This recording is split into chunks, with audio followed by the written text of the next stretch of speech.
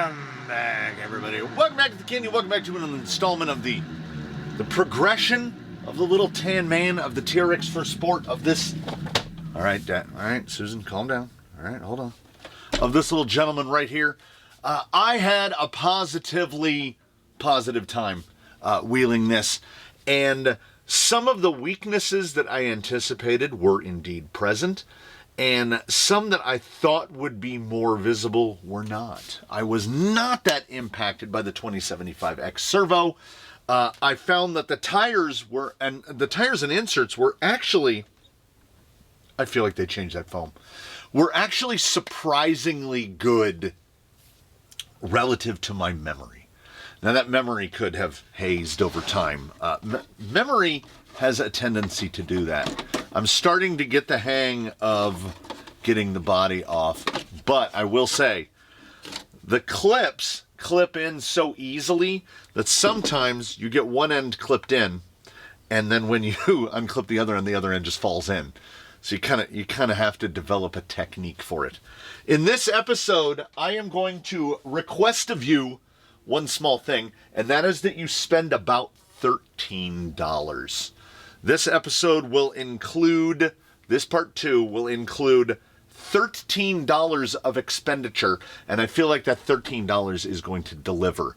The next episode, part 3, will include an expenditure of about the same amount of money, but more time. And you might have to buy a tool. You might have to buy a tool for this one. It's a heat gun. If you don't own a heat gun, I highly recommend it. They are incredibly useful. We'll get into that later. The first $5 that you need to spend, and I do believe that this is a need. I do not believe that this is an optional expenditure. You go to your place of choice, whether it be your LHS, somewhere online. The part is TRA-8223. Traxxas 8223 is the front battery tray. It has already been installed. It is right over here. It is this gentleman right here. It comes with these 4 little screws, it comes with this piece, and it comes with a strap. Now, obviously, if you want to run a big old battery, hey man, I'm not telling people how to live their lives. These are typically what I run. 1500s and 2200s. You notice they're very similar in size. This 1500 is led a little tougher of a life than the 2200. That's why its cells are a little bigger. You can fit up to the bigger Genzace Adventure, like a 3600 pack in there. Let me tell you this, it's not necessary. These are sold in 2 packs on Amazon. As low as, routinely, I've seen them as under $30. I've seen them as low as $26 for 2. There's a trick. You charge them both. You take one. You put it in here. I like to run the plug under there like that. You've charged both of them that you received, and they already come fitted with XT60 plugs, so there's nothing that need to be done there. You route that guy right like that. Pull the Velcro tight. It'll sit across like that. And you take the other one, pretend this is a 2200, and you put it in your pocket. And then if you're out driving out in the wild, if you drive to a point where this battery goes dead, it's time to turn around and go home. If you want to drive farther, buy more. With this 2200 pack, as this vehicle is fitted right here, it would not be uncommon to get 90 minutes of runtime out of it. If it was on a brushless system, it would go even farther because they're more efficient. But as this vehicle is outfitted right here, probably 90 minutes out of a 2200 pack. So that means the pair of them for $26 is going to get you 3 hours. I just don't see the need to run a bigger battery pack, particularly in a TRX-4 Sport, because to run the bigger battery pack, you're going to have to run that battery pack amidships back here, which is not going to be optimized for performance in any way.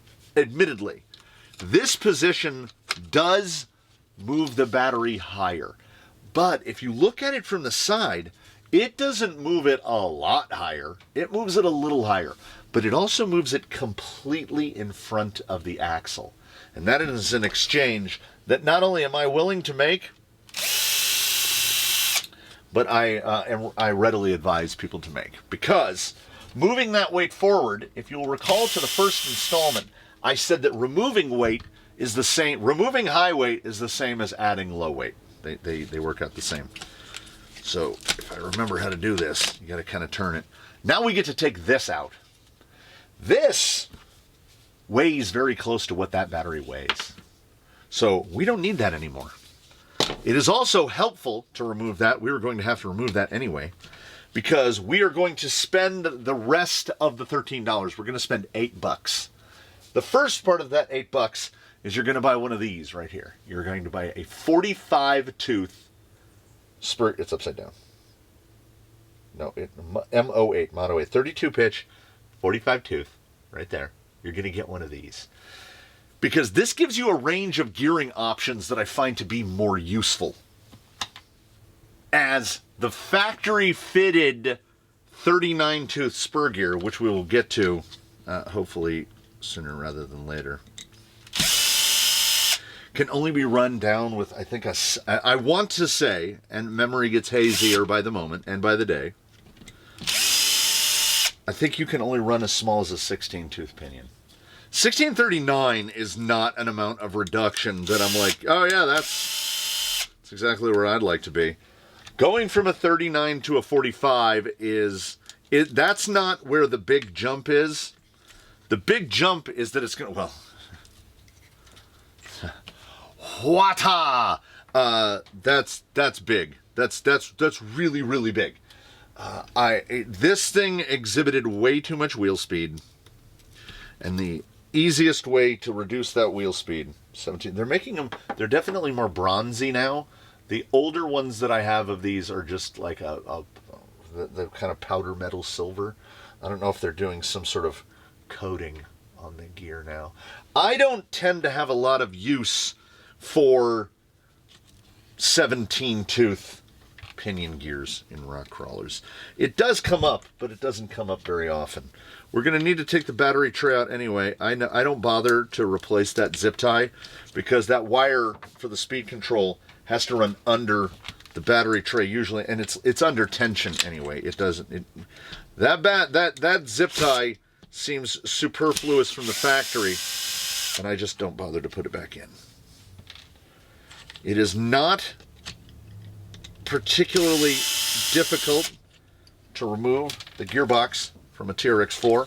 As you'll see, we're removing it right now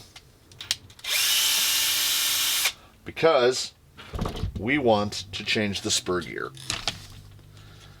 Oh yes, I did almost forget about drive shaft pins. So it's 3 screws for the gearbox, 2 screws to remove the pins. If we leave it up here sitting on Susan, hopefully we can get everything out without the vehicle falling apart. That's the goal. I realize now that it would be easier to just remove the 2 screws of the XL5 so I can set it to the side. I haven't had to tinker with the stock platform in some time, admittedly. So we'll pull those 2 screws out, leave it kind of sitting flat, push this up over here, because the only thing I can't get to is the drive shaft screw, which is really only accessible from the bottom. Ugh. Or, all right, maybe we're figuring it out together. Maybe we're figuring it out together. Let's not detach the drive shaft from the gearbox. Let's detach it from the axle, and then we should just be able to lift the gearbox out. Yeah, we just kind of slide it out that way. So there is the entirety of the gearbox for a TRX-4, and changing the Spur now is dead easy because there it is right there. We've got some pro tips to hand off when we're doing this. That's what I neglected to bring for you. So the Spur gear is just out here in the open, and you need a 7mm wrench to remove that. And if you want to try to put a wrench on that and turn that, from the factory, it comes basically fully locked out. It's not a slipper gear. Now, the people that assembled it are not the same as the people who designed it. So the people who designed it knew this was going to happen. See the hole right there? Find yourself a drill bit, piece of rod. You can use a body clip. You can put whatever you want through there, right through there like that. Now that shaft can't spin.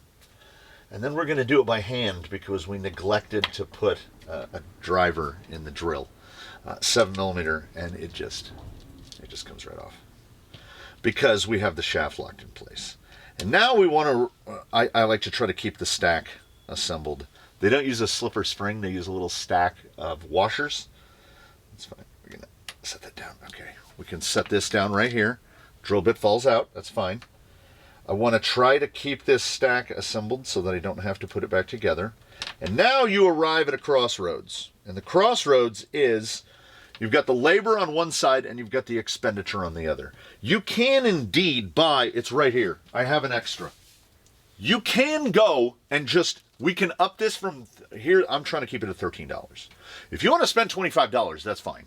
But Traxxas charges you $12 for the Ep.2 which is the full slipper rebuild kit and the only part of it you need for your new Spur gear, because your new Spur gear will look something like, well, this is a 39, but they look like this. And you need them with these pads on them right here like this. They don't work without the pads. You can buy slipper eliminators. I don't recommend them. If you can run a slipper, do run a slipper. So what we have is we have a 45 tooth that already has pads in it. And I just put those pads in there because I like to be ahead of the game. But you have the 39 tooth that you just took out of the vehicle. You don't want to spend $12. Well, I have good news for you. You don't have to. Provided, that is, that you own a heat gun. Would this work with a hairdryer? I don't know. You need the gear that you just removed from your vehicle. Spray paint on your fingers is optional. You need a heat gun. I recently bought this one within the last couple of years. I used the same Craftsman heat gun for 25 years. And it finally gave up the proverbial ghost. Set it down. Set this on high. I'm going to do this little thing right here. What you can't see are, how does heat work? Are the electrons angry? Are the neutrons angry? There's some sort of part of air that's angry. And we just, we don't want to go crazy.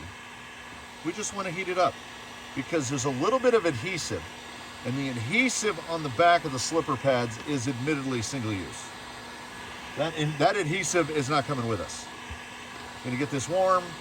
You know what? That's probably warm enough. Get yourself a little flat blade. I find a flat blade really helps. Get it under like that, and you just go like this. And you see, there's the glue on the 39. There's no glue left on that slipper pad. That thing is clean. And then you do the other side. It comes right off. Tried to take it. It's actually like a tape. It's actually like a sticky tape that they use. And then you have 2 slipper pads that a couple minutes, and you can, if you want to completely clean your Spur gear, you now, because like I say, I don't really have a use for the 39s. Let's see if I can get under there. Yeah, there we go. It's just like the world's thinnest carpet tape. It's still quite sticky. And then there we go. An unmolested, both the gear and the pads. And what'd we do? We spent about 2 minutes and we saved $12. So then what you do is you come back to where you're working on your rig. You have a little drawer that either you've already started or you haven't started, and then you put it in with all of the other 39 tooth Spur gears that you don't use. Then what you would do is you would take this gear, which doesn't have these pads in it, and I just put like 2 little dots of super glue, set the pad down, because I never need to take the pads out of the 45. I use the 45s until they die. So we've already got the gearbox right here. I told you that drill bit was going to fall out. You should have believed me, because we're going to need that to tighten the slipper back down. Then we're going to put the disc back on. We're just putting it back together as we found it. And I will do everything to find the fun zone that is the gearing chart for the TRX-4, because the TRX-4 uses that little plate that's currently attached to the motor, so you never have to worry about setting pinion mesh. So we're going to go all the way down and then we're going to go quarter of a turn back. Now we got a big 45. Big 45. We are going to look at this guy. We're going to try to get the... We can just unplug this. Okay, we can unplug this so we can get in close. So if you're running a 39 tooth, A, the smallest you can go is a 15. And the biggest you can go up here at H is a 22. 2239, I mean, I guess if you're building some sort of TRX-4 dragster, I guess that would work. If you're running the 45 tooth spur, A is a 9. That's as small as you can go. And H is a 16. So 1645 is not really that crazy. We're under 3-to-1 on that. I have opted for a 14, which means we need to A, find the 14 tooth. There it is. That is a Robinson RRP 0140. Robinson makes the best pinions in the world. If you're going to spend money on a pinion, just spend it on a Robinson. And I didn't even bother to go to a full tilt absolute. That's just a regular Robinson pinion gear. They cost $4.50. Traxxas does sell pinion gears that get a little cheaper, but to my knowledge, they only sell 9, 10, and 11. And then, I mean, you get a rig with a 17. This is Liberty Oil synthetic oil. Apparently, it's originally for grandfather clocks. You can use whatever oil you would like. This is a bushed motor, so the oil needs to be there. And I don't trust the nameless, faceless person that assembled this in a factory somewhere in a faraway land. I don't even know if these were lubricated from the factory. So what I do is I put a little bit of oil on either end. Give it a little spinsy. The Titan 21 turn, I mean, it's good. For a sealed can motor, it is solidly good. You know what else is pretty good? If you're really into cheap motors, if cheap motors are a thing that you like, the motor that comes in a Power Wheels is called a Johnson 550. And you can get pretty solid performance out of a Johnson 550. You can find them on the internet for about $5. So we need to be in the F hole, good old F hole. We put one in, and then the other side isn't marked. So you just have to, you have to do some mental math where F is the third hole from that end, so we need the third hole from this end. Some of the other holes almost line up. So you could indeed mess up the gear mesh. But then that guy goes down like that. We're going to slide a pinion on here, but we're not going to do anything that looks like tightening that down other than we are going to put enough tension on the set screw such that the set screw can't spin. So I'm going to tighten that down and then loosen it. So now the set screw can't rotate on the flat, but it's like that. Because we need to put the gearbox back in the vehicle so that we can set our pinion depth. Not the mesh, but the depth.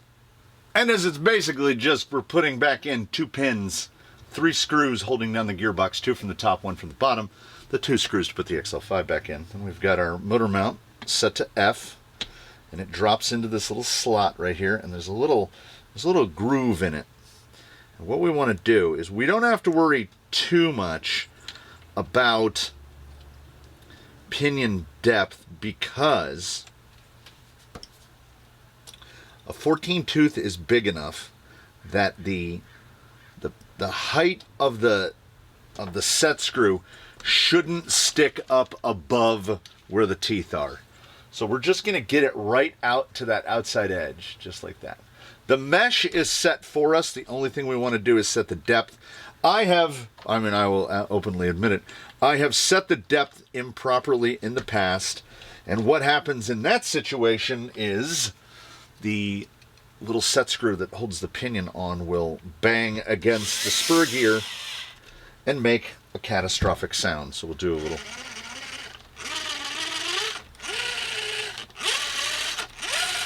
It sounds okay. It sounds okay. That is not a brand new pinion gear. I confess again, I did not buy a brand new Robinson RRP 0140 because I have 2 of them in a drawer. So, but we're factoring in the cost of $4.50. We have now contributed our $13 for the day. The $13 episode of the TRX-4 Sport, the little tan man. We put that in there. Like I said, I'm not going to put that zip tie back in because I genuinely do not think that it is necessary. I'm going to find the radio. We are going to make one more change because we can make a change with 0 expenditure. I kind of want to power this up just to hear how close my gear mesh is.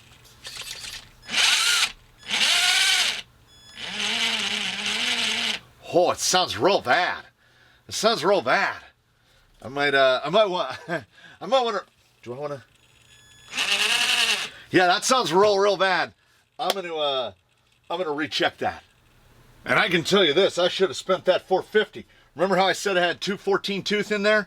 Physically, I do. Technically, I only have 1 because I took the gear out that we had just set the mesh on, replaced it with another one, and yeah. Gears that have been used for a long time start to get what's called a shark tooth. And I don't even know how old that gear is. It's real old. We're going to throw one thing in this one before we wheel. We will see. We will see the improvement that we have netted without going to tires, suspension, any of that stuff. We haven't done anything. We can do a couple things that cost near to $0 depending on whether or not you own scissors.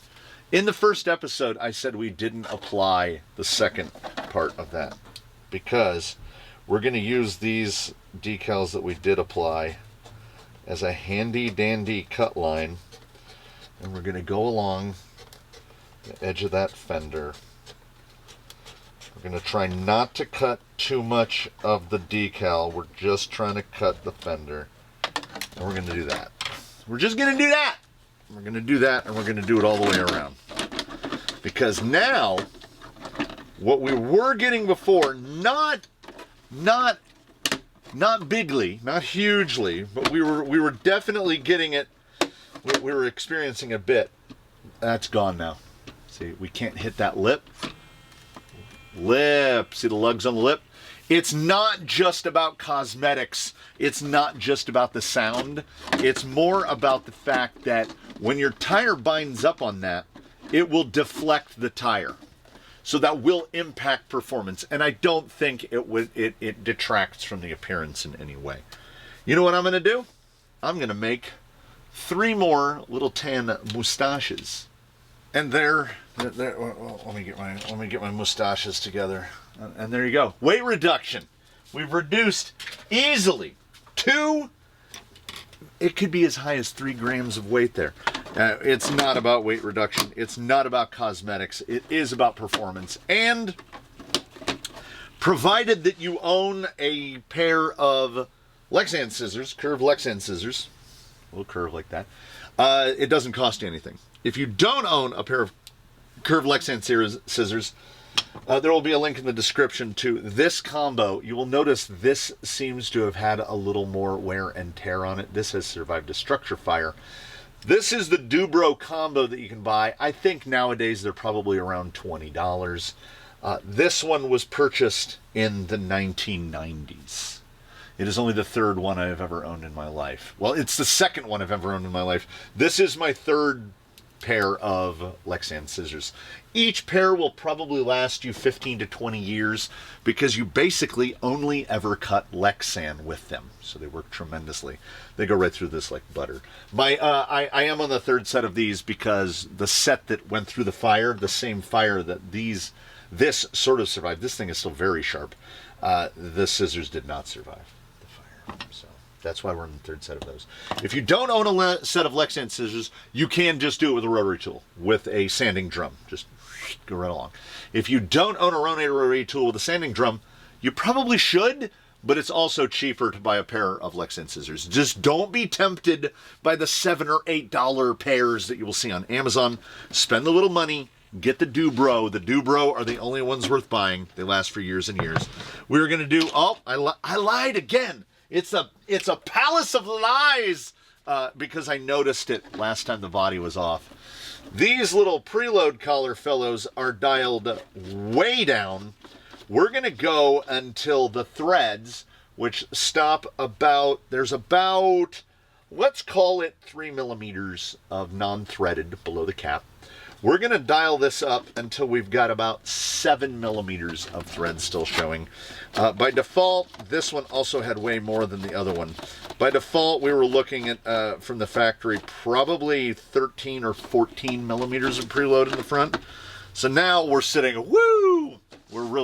Yeah, buddy! And then the rears, we're going to dial down to about the same or maybe a little less. Say about 5 millimeters. Because this preload height is just adjusting the height that the body sits. It doesn't actually do anything to the way the suspension moves. There we go, because it's preload. It doesn't change the spring rate. All it's doing is changing the ride height. It is lowering the sprung weight, and that is absolutely free. Don't we love free? Free is the best price that anything can come with. So we go back to the rocks, having invested $13 in parts. If you don't own a heat gun or a Dremel or Lexan scissors, guys, come on. We got it. Like, we don't need, I feel like I have to reinforce this too much. We don't need reinforcement. We don't need excuses to buy tools. Tools are awesome. If you have anything that almost feels like a reason to buy more tools, buy those tools. Eventually you'll get into a point in your life where someone will ask you, how many hammers do you own? And you go, I don't know. I don't. Like 7, 8, 10? I don't know. I own a lot of hammers. Does that include demolition hammers? Does that include tack hammers? Like, in my catalog of hammers, is this a hammer? I mean, it's a hammer. But if somebody asked how many hammers, you see what I'm saying? You don't need excuses. Unless you do. If you need excuses, I'm telling you, get yourself a heat gun, a Dremel, and a set of Dubro body scissors and a hole reamer.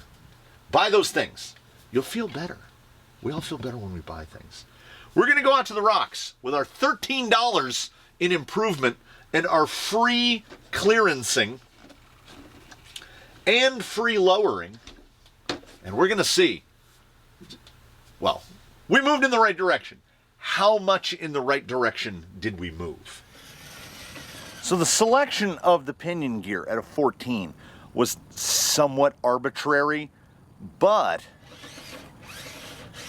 if you'll recall back to the old one, when we were on 1739, we really had some rocket ship behavior. This is really close. I think I would probably go to a 13.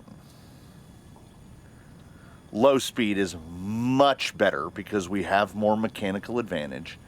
We're sitting lower because we lowered it. We have less chance of the tires interfering with the fenders because we've cut those down part. I like a flare.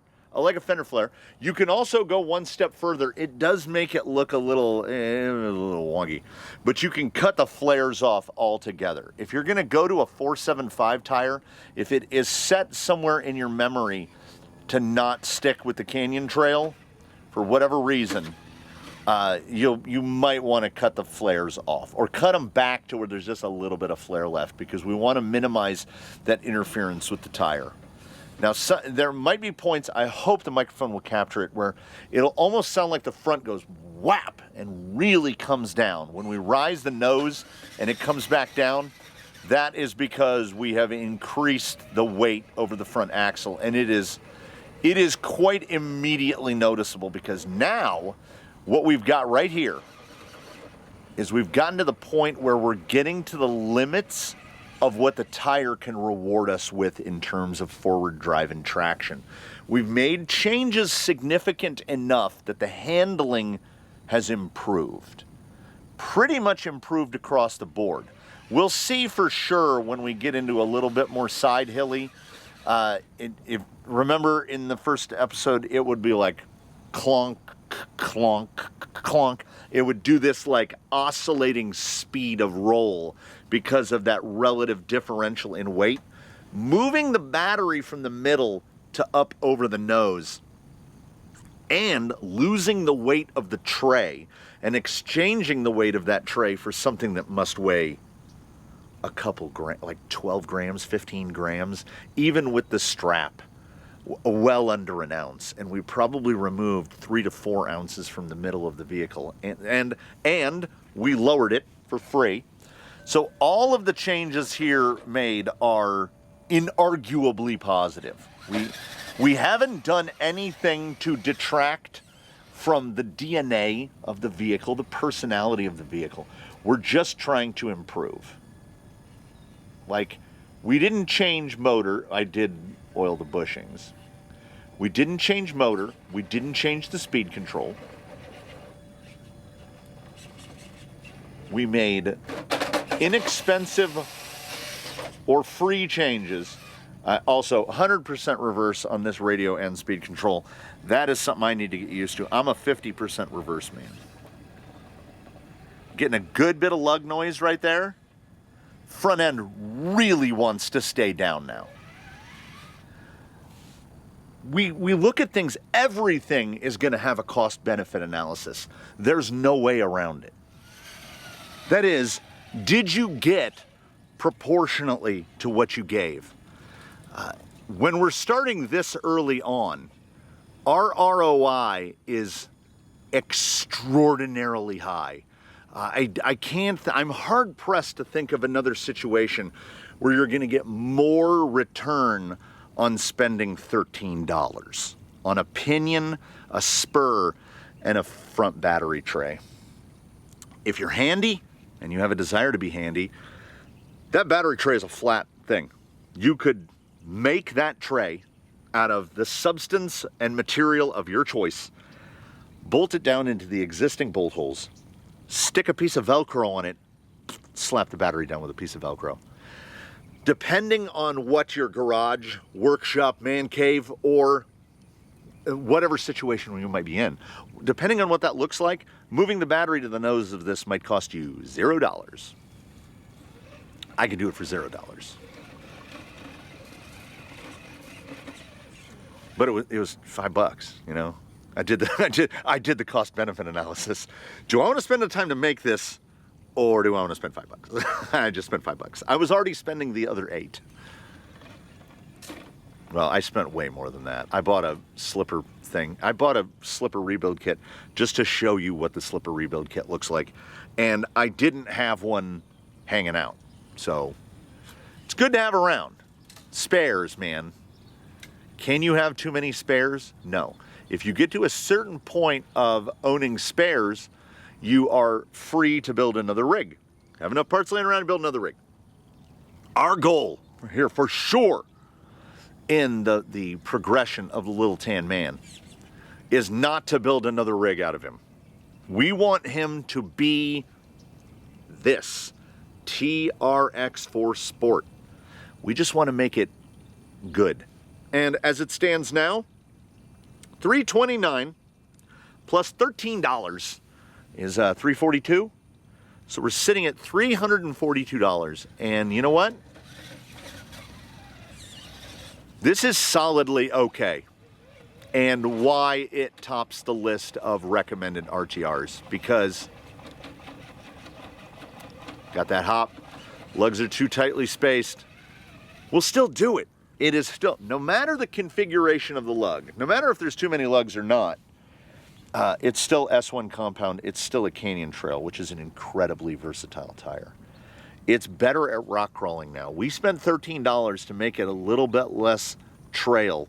It's slower now and a little bit more capable on rocks. Honestly, more than $13 worth of capability. So in the cost-benefit analysis of this one, I consider the pieces purchased to be necessary. You need the front mount or fabricated front mount. You need to go to a 45 tooth and your choice of pinion between a 9 and a 16. Now on this motor, and forever moving forward, regardless of what power plant lands in him, if we should wear out the Titan, if the XL5 should give up the Magic Pixies, wherever we go, the goal is for the gearing to stay where it is right here. Because I don't want to buy 5 different pinion gears. I don't want to shuffle gears through. I don't want to mess with those gears again. I would be content with the Titan working. Do we want to put a different ESC or a Fusion in it? I mean, obviously, the easiest method moving forward is just to put a Hobbywing Fusion SE in it and be done with it.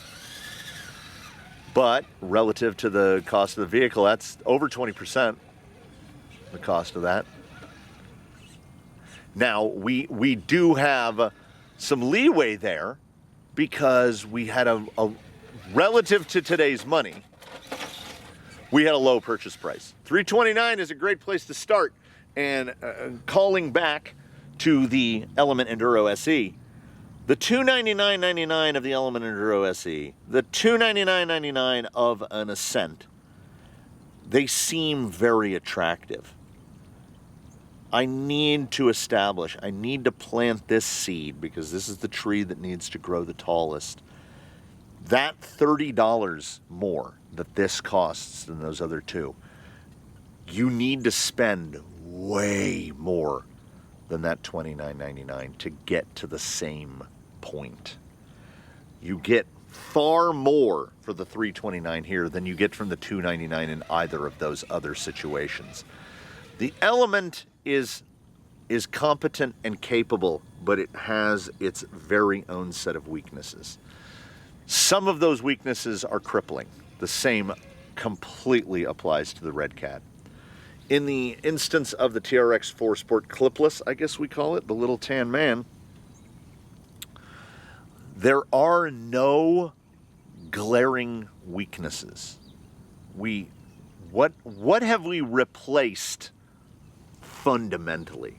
We lowered the gearing and we moved the battery to the front. You see that front tire? Real Frenched in up there.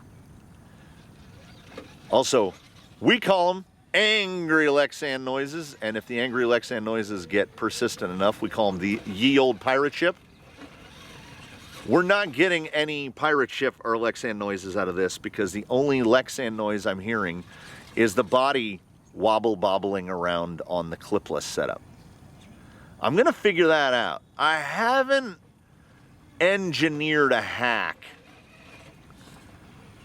to figure out how I want to fix that body going bump, bump, bump, bump, because the clips extend down from the Lexan. So there's nothing we can apply to the Lexan. And the clip sockets stick up from the fenders. So there's nothing we can really do there. I got to figure out what are we using. It's probably going to come down to hobby foam. If you don't own hobby foam, go to your local craft store, buy some self-adhesive hobby foam. It's fantastic. You can just you could cut 2 pieces of self-adhesive hobby foam. We will do this at some point.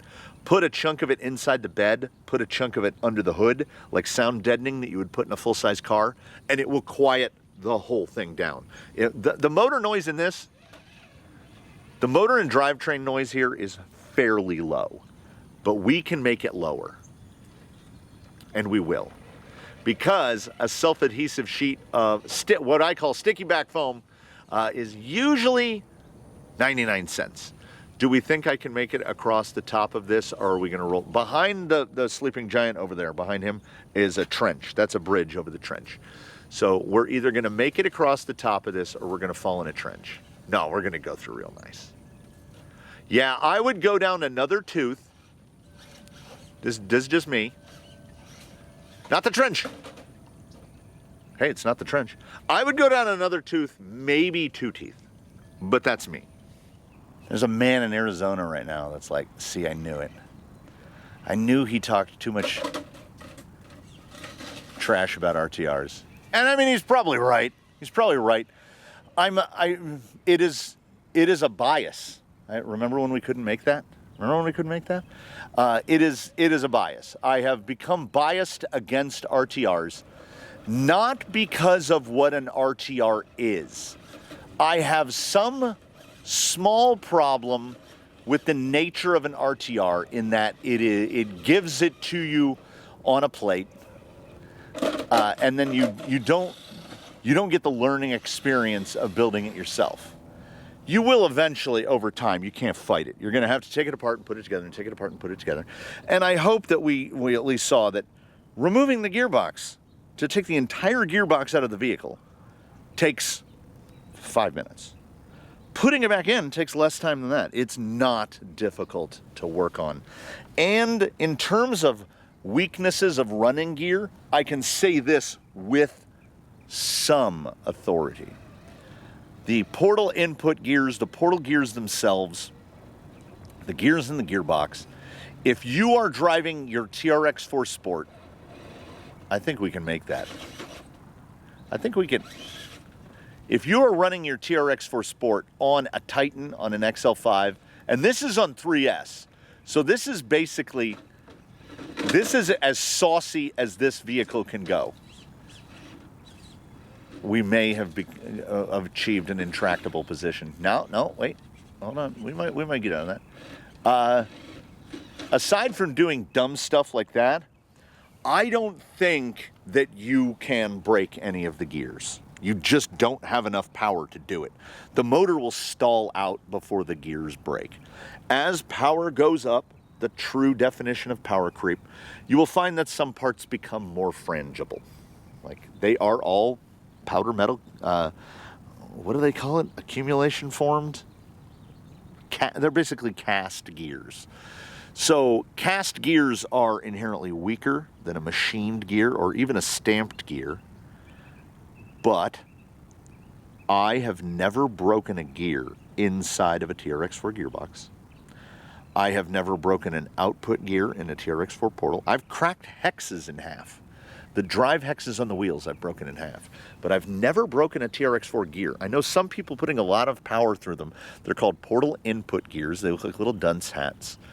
People have broken those, and I say, great, whatever you do, resist any temptation to buy hardened portal input gears, because we want points of failure, predictable points of failure. Which would you rather do? Would you rather, now say you've deleted your slipper, so now that moves down the line. Something else is going to break now. A portal input gear is going to break, a drive shaft is going to twist or snap. You're going to break something. Failures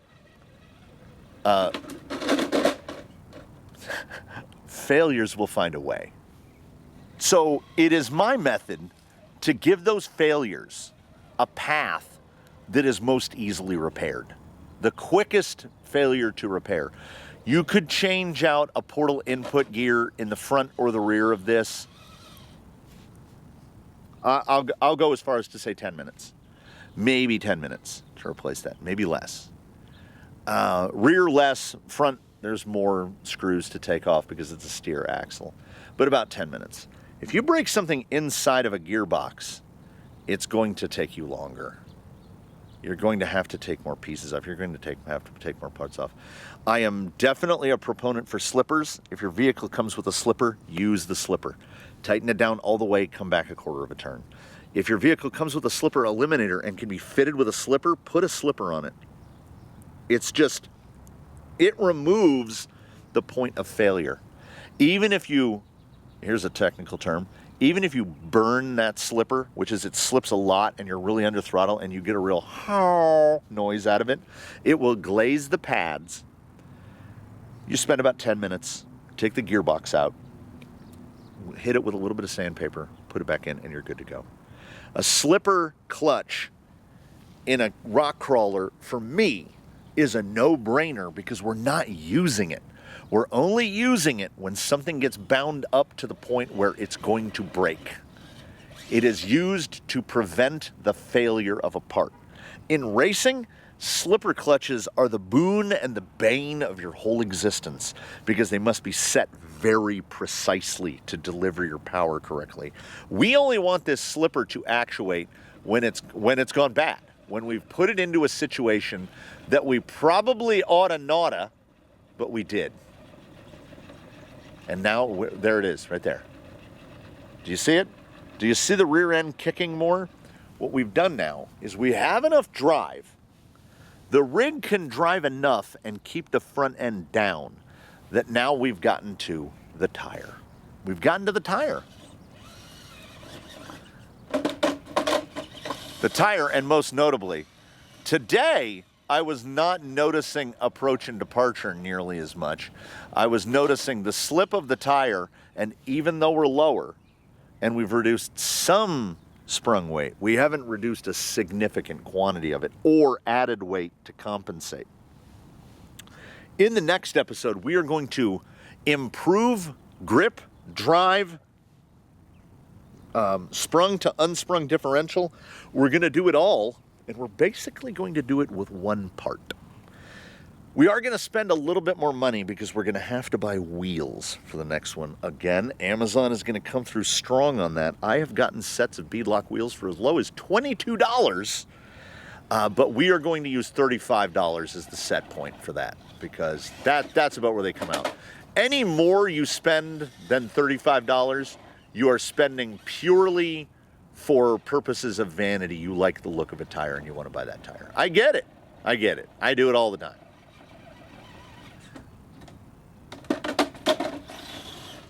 Very tumbly. But if you notice something, when it rolls real fast. It's got a real drill bit spin to it. That drill bit spin means that we're getting the ratio.